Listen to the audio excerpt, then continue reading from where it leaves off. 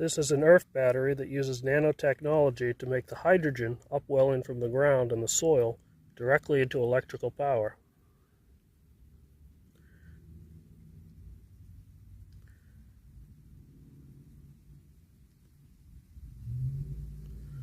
Here you're seeing amperage being produced.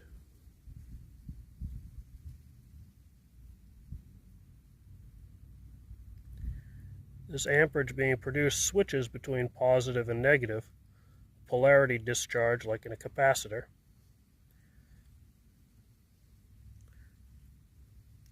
That's useful amperage, useful current output from two pieces of aluminum foil.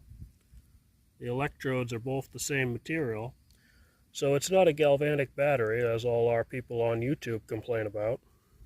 And if you notice, the power output both changes polarity